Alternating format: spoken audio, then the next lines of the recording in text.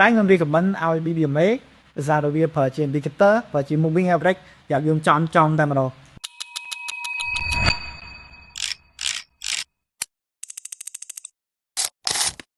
យើងឃើញថាមួយរយៈនេះទីផ្សាររបស់យើងមានការ movement ខ្លាំងមែនទែនក្នុងមួយថ្ងៃទៅ100លេខដល់300លេខអីក៏មានដែរក្នុងមួយថ្ងៃអញ្ចឹង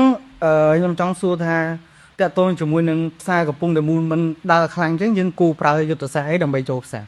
ហ្នឹងហើយសម្រាប់ខ្ញុំគួរតែប្រើជាមួយខ្ញុំយុទ្ធសាស្ត្រមួយដែលល្អដែលយើងជឿជាក់ថាយើងអាចនឹងប្រើប្រាស់បានតែខ្ញុំរៀបខមមិនឲ្យ BBMA ដោយសារតែវាប្រើជា indicator ប្រើជា moving average យ៉ាងយើងចំតែម្ដង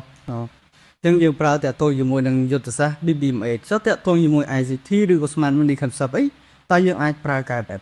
ប្រើការដូចគ្នាប៉ុន្តែអាស្រ័យលើយើងអាស្រ័យទៅលើយើងអ្នកដែលយើងចំណាំងចំណូលទៅលើអីហ្នឹងអូខេ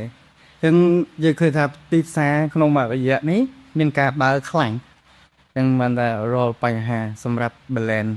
នេះក្នុងទីផ្សារសប្តាហ៍ឃើញថា balance ទូចពិបាកក្នុងការចូលផ្សារមែនតើមែនទេដោយសារវាមូខ្លាំងហើយ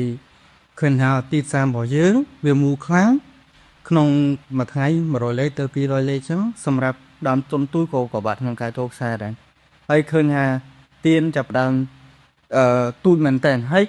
នៅក្នុង